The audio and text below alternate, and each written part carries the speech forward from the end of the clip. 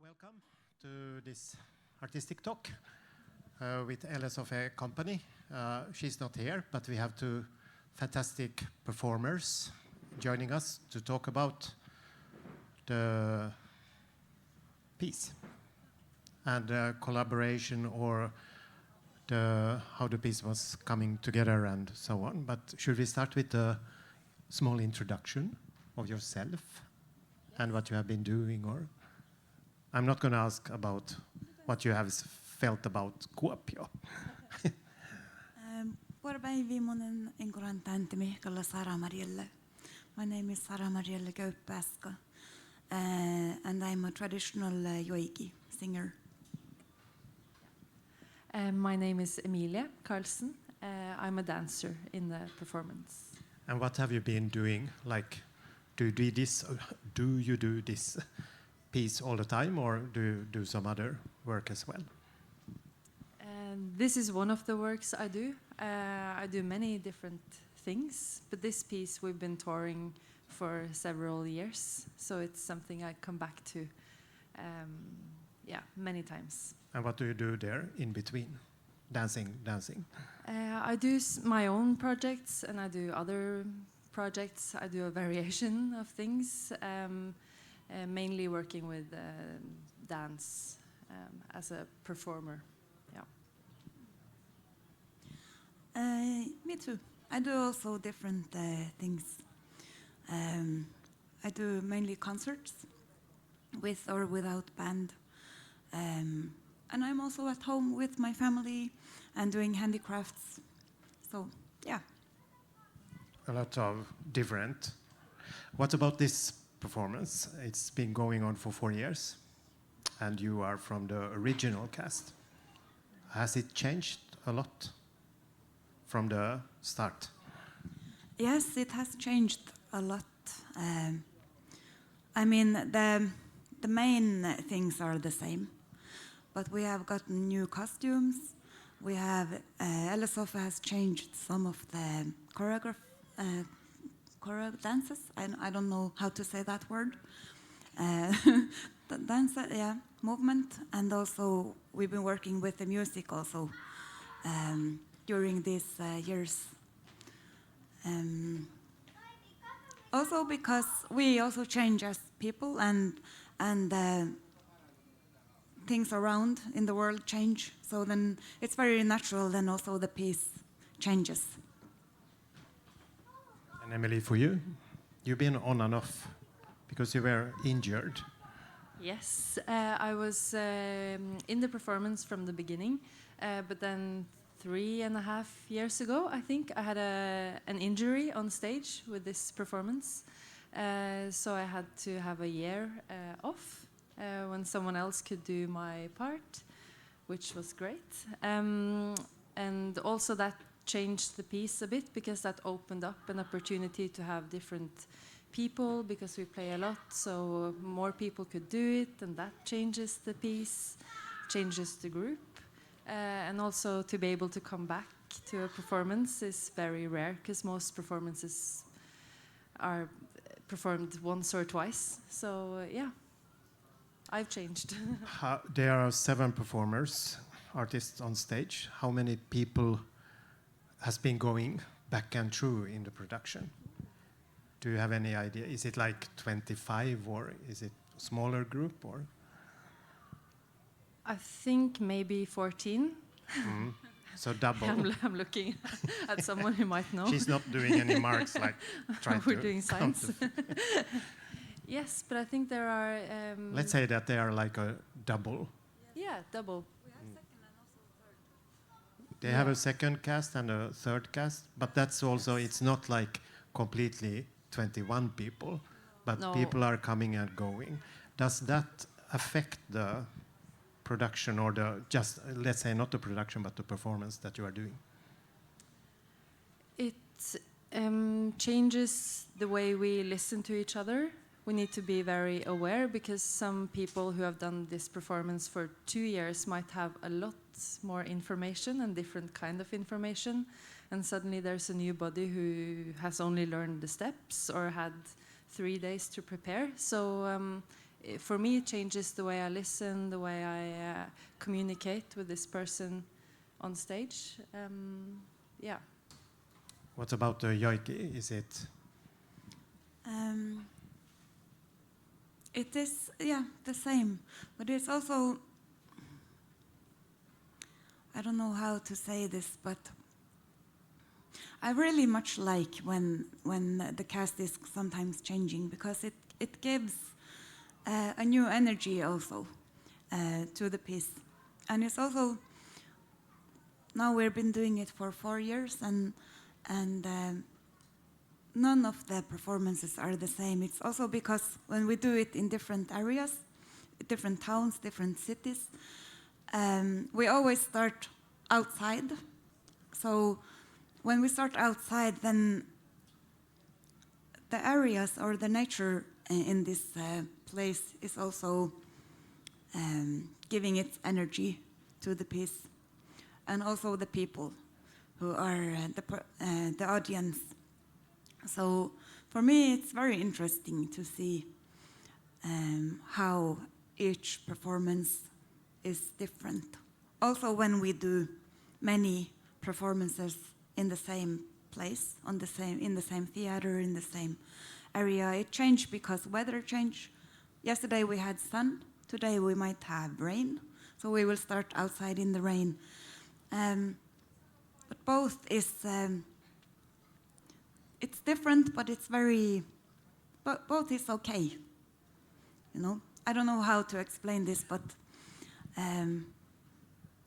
I mean, it could have been like Sofe could have been a person that just makes a performance and is very happy with the performance and will send that performance out on tour, and we will do the same thing for many years. She could have been like this, but she's not. She's all the time changing, and she's all the time challenging us to do kind of step outside our own comfort zone, make us do things that we don't really know how to do, or it's something completely new.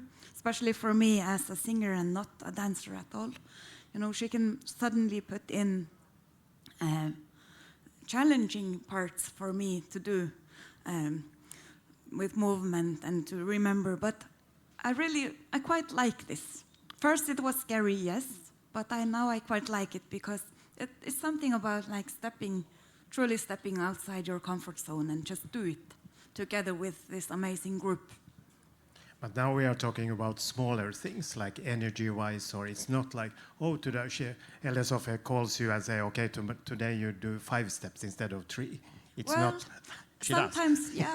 So, like in No, this winter, we had suddenly one more dancer on stage. So then everything changed for the dancers. Yeah. Okay, so those also. But what I mean is it's not improvised in the sense that some parts are maybe like, okay, here you are a little bit more free, but the structure is more or less the same. It's not like you go wild in the beginning.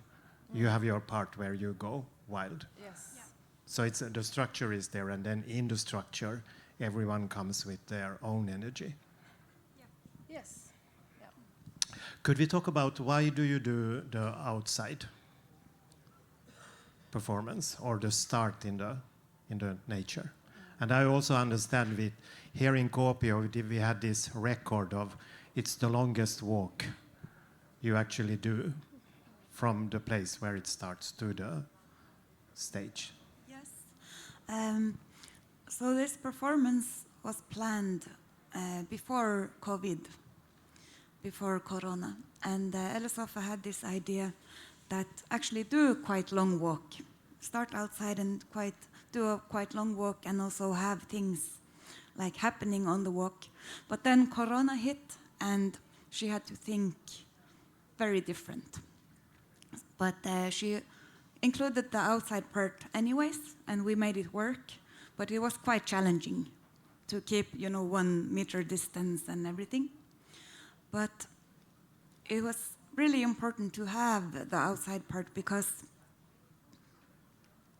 the outside, what we are doing there, I don't want to say too much because I guess there are people here that haven't seen the performance yet.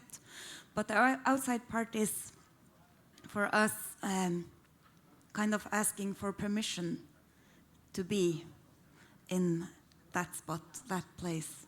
And this comes from the Sami traditional way of thinking and being, is that we always ask for permission to be somewhere, especially if we are spending more time or like setting up a tent there or spending the night, especially then we always ask for permission, and not from the people but from the land.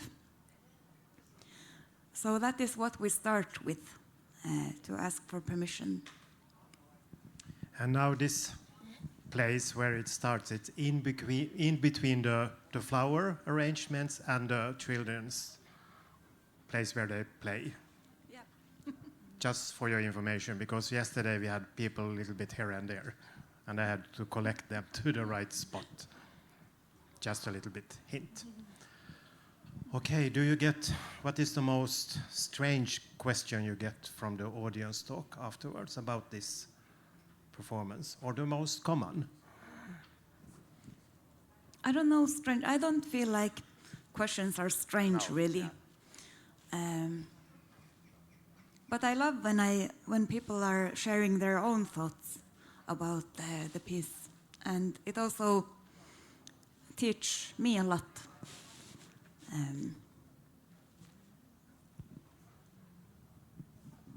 Yes, I don't know, strange. There are many different types of questions. People have different concerns, and it's also, it varies between like where we play. We've done this performance in many different contexts, countries, and people have different tendencies or things they think about. They often try to understand what it is about. So that's often a question, what was it about? Or like they want to know if what they thought was the right thing, maybe, because it's quite open. There is no proper storyline, or let's say like a storyline together, but it works with different emotions. And what is your feeling when you are performing it? Do you have the same emotion all the way through, or? No, I don't, and it also changes from almost each performance. And I've been quite surprised about this too, because when we had done the performance, let's say like 20 times, then I thought I had control on what parts are affecting me or what parts I find hard. But then suddenly one day it can be like a totally different thing. The dancers are doing something I've seen many times, but then on that day it really affects me, you know. And it really, I find that very amazing, and it also makes the performance not boring for me as a performer, and I like that. But I wanted to say something about your previous question about the strange question. As I said, I don't find any question strange, but one thing that has been often said from the audience after the performance is that a lot of people are saying that I don't know why, but this performance is really affecting me. I don't know, it really touched my feelings, and I have to visit a lot of feelings. I don't know why. And I find that very nice, you know. You don't always have to know why. You just sit with the feeling and be okay with you don't know why. I give the same answer to all that kind of question. I've been doing this audience talk for 30 years, and it's often that the audience, they don't trust what they feel, or at least they want to put words to what they feel. I did one performance where one from the audience, this was in Helsinki in the winter, and she went out walking on the ice for 2 hours crying. I think that was the best feedback I ever got from a performance. She couldn't explain it, I couldn't do it, but she got a reaction that we sometimes are afraid of. And also yesterday I got a lot of reactions, like different images from me. But let the audience see what they see. We shouldn't. That's why I don't want to have explanation of what they see. But could you questions from the audience? I'd like to ask, you talk about the beginning you always ask permission for the land. Yeah. Do you always get yes? What about if you get no? That's a very good question, and I've also been, thinking about this a lot. Of course, this is a performance, and it's also more of a show. But what we do is also that before, when we come to a place and we do rehearsal, we ask for permission already. Or for this piece, it's more like also saying, I'm sorry that we're here. I'm sorry we're here to disturb you right now. It's also about that. But outside performance, when we do it on a regular day in life, then it's all about being sensitive for the answer, because the answer is not very clear. It's more about what feeling you get. If I go to a place and I want to set up my lavvo, my tent, and I ask for permission, and if I don't listen, then why ask? But you have to be very sensitive. But with the question, it also is a promise that, if I get the permission to set up my tent here and stay here, I promise to not leave a mess. I promise to clean after myself, and I promise to make as little disturbance as I can. And this is something that is very in our tradition, like in almost everything we do in Sami culture. This is kind of the base. This is why also here on Finnish side, you can't see so many traces of Sami people, because this is what we've been doing and thinking for thousands of years, I guess. So let's see what the Earth says today. But I'm sure you will get permission. And I also think that it's going to be a little bit more clearer weather. But, we are prepared. You are prepared. So thank you very much for this small talk. Wish you a good performance tonight. And also have a nice day in Kuopio. Thank you. Kiitos.